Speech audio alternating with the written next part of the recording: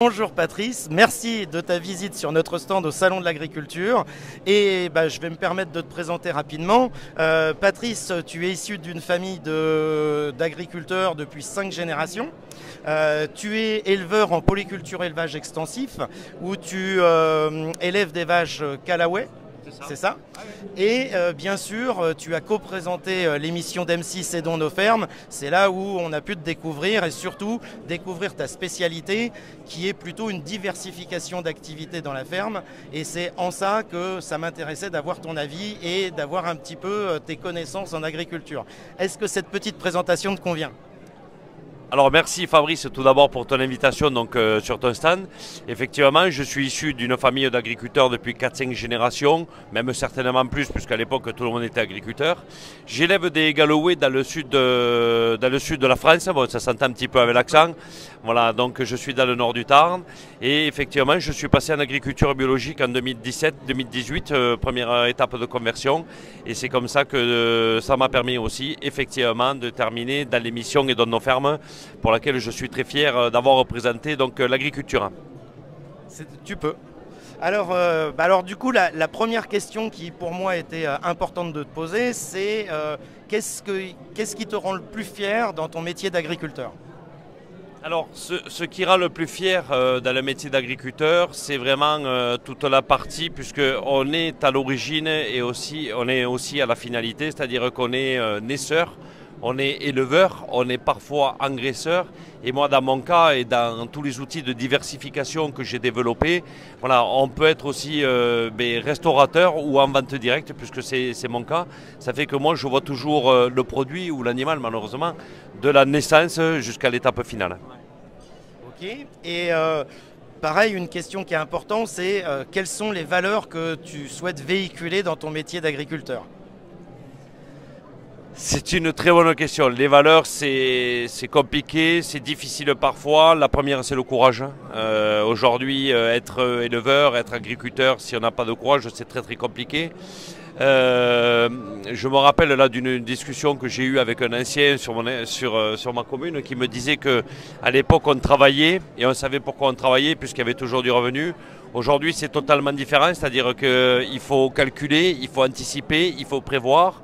Et malgré ça, des fois, c'est très compliqué et c'est la raison pour laquelle, puisqu'on parlait de valeurs, c'est la résilience, c'est tout ce qui est la bienveillance aussi, c'est un peu toutes les valeurs qu'on retrouve dans les situations d'entreprise, mais c'est plus compliqué aujourd'hui qu'il y a quelques années.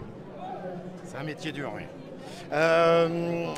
J'aimerais savoir, dans ton métier, quelles sont les choses que tu préfères le plus, qui t'apportent le plus de satisfaction et celles que tu aimes le moins. Alors, tu me poses des sacrées questions aujourd'hui. Alors, celle que j'aime le plus, je reviens un petit peu sur la question précédente, c'est-à-dire que on aime voir l'évolution de la genèse à la finalité, puisque c'est ce qui nous fait le plus plaisir, c'est ce qui nous permet aussi de voir toutes les étapes. Voilà, je dirais que c'est un petit peu celle-là. La satisfaction, bien sûr, c'est celle de nos clients quand tu es en vente directe ou que tu es dans ta ferme auberge et que le gars il te dit cette Galloway, c'était waouh, je me suis régalé, j'ai retrouvé des goûts d'antan, etc. Ça fait plaisir. La partie un peu contraignante, c'est la partie bien sûr liée à l'élevage. L'élevage, c'est un petit peu l'esclavage, c'est-à-dire des contraintes d'horaire, des contraintes de temps. Même si moi, je suis dans un système totalement extensif, il n'empêche qu'il y a toujours de la surveillance à faire. Et des fois, quand on est dans le circuit familial, c'est un peu plus contraignant. Alors, du coup, là, j'ai une question qui est un gros morceau, parce que moi, ce que j'aimerais savoir, c'est qu'est-ce qu'apporte l'élevage dans ton système d'agriculture bio et extensif ? Alors, qu'est-ce qu'apporte l'élevage et qu'est-ce qu'il faut que les gens commencent à réfléchir, à quoi il faut que les gens commencent à réfléchir pour l'avenir? C'est que l'élevage empêche ou retient donc le carbone qui est enfoui dans notre sol. Voilà. La première économie, au-delà des avions qu'on peut prendre, etc., le plus gros puits de carbone, il est sous nos pieds. L'élevage, qu'est-ce qu'il permet? Il permet d'éviter de retourner la terre, tout simplement. Donc, quand on est sur un système totalement extensif, comme je le suis aujourd'hui, qui fait que j'ai 90% de prairies naturelles sur mon exploitation. C'est ce puits-là, ce carbone-là qui est enfoui, je ne le retourne pas. Et donc, au-delà des forêts qu'on pourrait planter ou arracher ou travailler, le fait d'avoir des vaches qui pâturent toute l'année, c'est justement cette captation qu'on fait, ou cette non-sortie, je dirais, de ce carbone-là. Et c'est en ça qu'il faut vraiment que les gens arrêtent de penser que les vaches polluent par la méthanisation, etc. La première économie, c'est celle qu'on ne dépense pas, on a l'habitude de le dire, surtout financièrement, mais c'est pareil pour le carbone, c'est-à-dire que si on ne retourne pas la terre, il n'y a pas de carbone qui s'enfuit. Voilà. Si on fait un élevage en prairie, où ça mange de l'herbe, ça ne fait pas de carbone. Absolument, c'est exactement ça. Maintenant, j'en arrive un petit peu à ce que nous on fait, puisque comme tu le sais, on fait des cosmétiques à la bave d'escargot. Et j'aimerais savoir ce que tu penses de l'idée de valoriser des coproduits d'élevage en cosmétique, donc une diversification autre, qui permettrait à des éleveurs d'avoir une rémunération supplémentaire en vendant par exemple des plumes de poulet pour de la kératine, de la laine de mouton pour de la lanoline, des choses comme ça. Est-ce que tu penses que ça peut être intéressant pour des éleveurs de mieux valoriser les coproduits de leur élevage? Alors, au-delà de ta question, je pense qu'il y a même deux sous-questions. C'est un, qu'est-ce qu'on faisait de ces déchets il y a encore quelques années, qu'on brûlait, qu'on jetait, qu'on enfouissait et qu'on ne valorisait pas? Moi, dans le cadre de la diversification, c'est un petit peu mon ADN, c'est-à-dire que, et c'est le tien aussi, puisque aujourd'hui, toute la base, tout ce qui est à base de cosmétiques, à base d'escargot, c'est un truc qu'on n'aurait pas pensé il y a 20 ou 30 ans, etc. Effectivement, je pense qu'il est important aujourd'hui de recycler un maximum de produits ou de sous-produits qu'on n'utilisait pas ou dont on n'avait pas identifié les bienfaits. Et c'est en ça que je pense que tu es dans le bon profil et la bonne situation pour justement essayer de trouver justement plein de sorties commerciales. Et il est important aujourd'hui que les agriculteurs, à travers diverses diversifications qu'ils peuvent appliquer sur leur exploitation, trouvent des idées pour apporter un complément de revenus, puisque comme on le sait, l'élevage c'est très compliqué. Alors il y a des élevages qui s'en sortent, tout ce qui est chèvres, etc. Mais dès qu'on est sur des élevages ovins ou bovins, c'est un peu plus compliqué. Et si on a des sorties et des débouchés à travers, on en a discuté un petit peu tout à l'heure, donc de la suif de bœuf ou des choses comme ça, il faut les exploiter. C'est justement l'idée, et ce qui m'intéresse par rapport à ça, c'est d'avoir des gens qui sont dans le métier, qui connaissent bien, et d'avoir leur avis par rapport à ça, parce que c'est vrai que quelque part on se dit, est-ce que c'est bien raisonnable d'utiliser de l'huile de coco qui a fait des milliers de kilomètres pour arriver ici, alors qu'un des meilleurs ingrédients pour faire du savon bio, c'est le suif de bœuf. Voilà, c'est l'idée. Suite au mouvement des agriculteurs qui vient de se passer, on voit bien qu'un des principaux problèmes, c'est la rémunération. C'est vraiment là où il y a une difficulté. Et effectivement, le fait de valoriser et d'apporter une meilleure rémunération à des éleveurs va pouvoir leur permettre à certains moments de non seulement moins mettre de pression sur leur élevage, puisqu'on leur amène plus de compléments de revenus, et surtout de valoriser des produits qui sont faits ici et qui sont bons pour la peau. Moi, ce que j'aimerais savoir par rapport à ton expérience, c'est qu'est-ce que tu penses de valoriser des coproduits de ferme et surtout d'élevage pour aider un secteur qui est quand même aujourd'hui un petit peu dans une difficulté? La valorisation des sous-produits aujourd'hui, elle est nécessaire et je dirais quasi obligatoire pour le revenu d'un agriculteur. Il est important d'exploiter au maximum tout ce qu'on peut faire, que ce soit chez les animaux, mais aussi sur les végétaux, et d'optimiser en fait tous ces sous-produits pour lesquels on n'aurait pas forcément pensé avoir une sortie ou un débouché commercial, mais qui aujourd'hui, par l'aspect technologique des choses et la recherche, permet d'avoir des solutions innovantes. Et c'est en ça que je pense qu'il faut apporter ce complément de diversification dans les exploitations agricoles. Question pour moi importante, parce que j'aimerais que la communauté l'entende bien. Est-ce que tu peux me dire combien d'heures par semaine tu passes dans ton exploitation? Aujourd'hui, je suis sur 30 heures, 30-35 heures que sur l'élevage. Voilà. Et après, tous les outils de diversification, parce que ce qu'on oublie quand même de dire, c'est que la diversification permet un meilleur revenu, mais il y a une contrainte, c'est les horaires de travail. Voilà. Donc, je fais 70 heures par semaine à quelque chose près. Voilà. Après, le travail, c'est une passion. Donc, c'est vrai que quand on aime, on ne compte pas. Oui, mais voilà, c'est ça que je voulais t'entendre dire, parce qu'en définitive, pour faire 70 heures par semaine, il n'y a que la passion qui le permet. Oui, sinon, c'est pas possible. Ouais. Et toi, à titre personnel, est-ce que tu pourrais être intéressé, par exemple, pour valoriser le suif de bœuf, pour pouvoir faire des savons bio, par exemple? Est-ce que ça, c'est des choses qui pourraient te convenir ou t'offrir une nouvelle diversification? Alors, à titre personnel, oui. Il est évident que moi qui suis en vente directe, donc je récupère aussi le fruit en fait de ce que j'exploite. Et il y a les peaux sont reprises donc par les cuirs par les abattoirs qui sont ensuite revendus. Donc, mais ça, tu touches toi dessus? Alors, tu veux un truc polémique ou pas? Non, mais justement, ça m'intéresse vachement de savoir ça. Alors, les peaux, en fait, on n'a pas le choix. Il faut savoir que suivant les abattoirs dans lesquels tu vas, la peau est récupérée instantanément, elles sont plongées dans les saumures et donc on te donne un prix, un poids, on ne sait pas trop, on va dire que c'est très opaque. Hein. Ouais. Voilà, donc c'est la raison pour laquelle c'est un peu polémique, on te donne 35 €. Oui, à quelque chose de près, mais ça va de 20 à 40, donc non, c'est compliqué. Il n'y a aucun suivi là-dessus, c'est-à-dire qu'on te donne un forfait, mais on ne sait pas trop. Je sais que certains récupèrent aussi les cornes, ça se fait de plus en plus pour la coutellerie ou pour toute autre chose.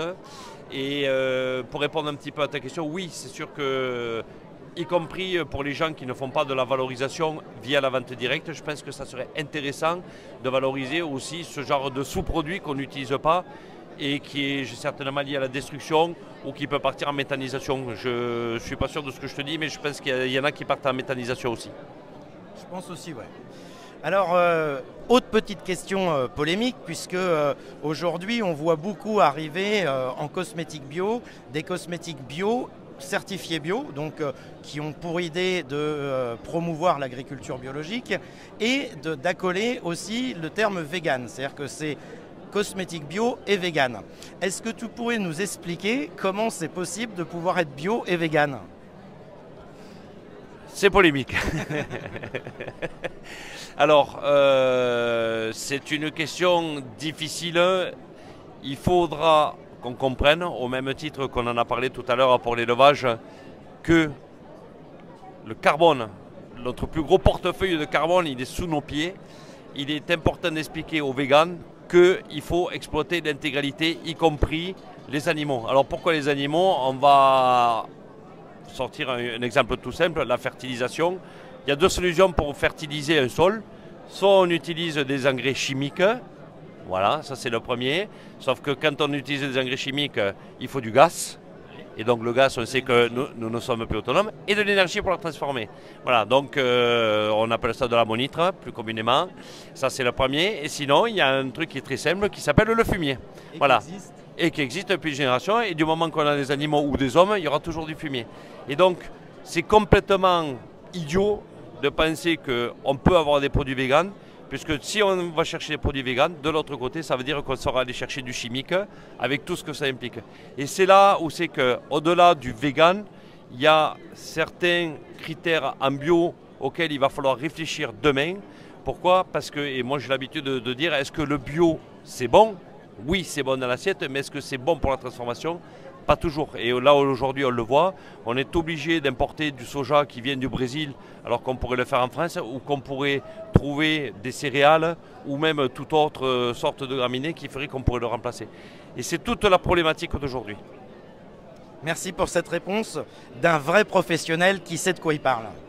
Quels sont pour toi les plus grands défis qui risquent d'arriver en tant qu'éleveur? À quoi tu vas être confronté comme défi dans l'avenir d'après toi? On a 4 heures, Fabrice, ou pas? Alors, le plus grand défi, et tout le monde le sait, c'est récurrent, c'est le changement climatique. Alors, j'aime pas dire dérèglement, parce que je pense que de tout temps, mais c'est mon point de vue là, hein, je sais qu'on va recevoir plein de messages, mais tant pis, je vais quand même donner mon point de vue.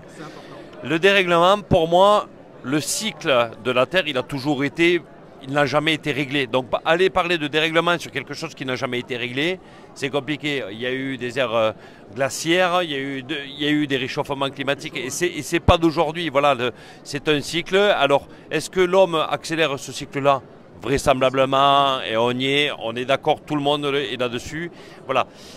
Et donc, effectivement, ce qu'on voit sur les 20 dernières années, c'est le manque de froid l'hiver, qui fait qu'on a l'apparition de nouvelles maladies sur les céréales, sur d'autres, et y compris sur les animaux. Est-ce que l'homme sera capable de s'adapter? Moi, j'en ai aucun doute. Il s'est toujours adapté, l'homme. De toute façon, on n'a pas le choix. Si on ne veut pas disparaître, on n'a pas le choix de s'adapter. Et c'est en ça que le génome humain, il est bien fait, c'est qu'on s'est toujours transformé pour répondre un petit peu à la demande ou à la contrainte. Voilà, ça c'est je dirais que c'est le premier grand défi qu'on peut relever.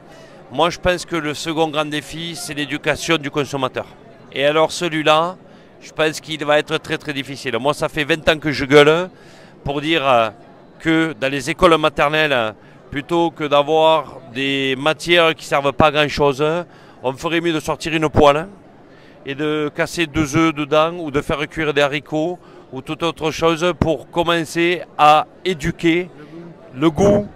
Et juste le geste qui va faire qu'on va poser notre poêle en fait sur une plaque. Aujourd'hui, moi je le vois, les générations des 15-25 ans, ils ont peur de sortir une poêle. À part le micro-ondes, ils ne connaissent rien. Et donc, le palais, il se forge de 5 à 15 ans. Et si on ne forme pas ce palais-là, on est foutu. Et moi, ce que j'ai très très peur pour les années à venir, c'est qu'on se retrouve avec des gens qui n'aient plus de goût et qui n'aient plus de palais.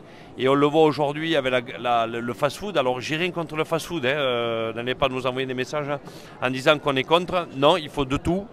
Mais on a des gens qui ne savent plus reconnaître la différence entre un produit de qualité et un produit qui est de basse qualité, mais qui a été renforcé par des sacrées mayonnaises, des sacrés ketchup, du sucre, du sel, etc. Et c'est ça la problématique. Du moins, c'est la mienne. Ça ne veut pas dire que ce n'est pas celle des autres. Je te rejoins sur le défi climatique et notamment ce que j'entends souvent qui a tendance à m'énerver, moi, pareil, ça peut être polémique un peu, c'est sauver la planète.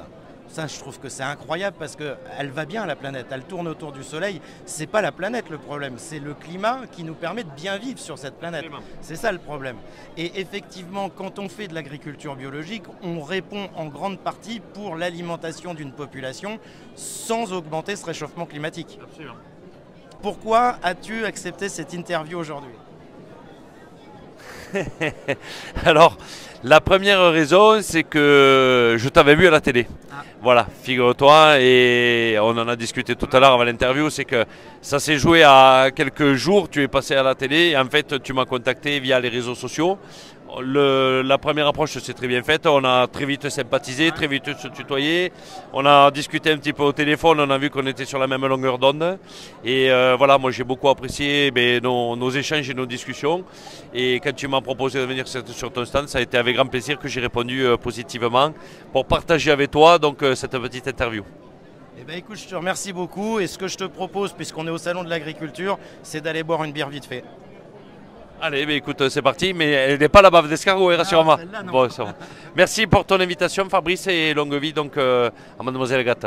Eh bien, merci à toi d'être venu et longue vie à l'agriculture bio et à ta ferme. Merci.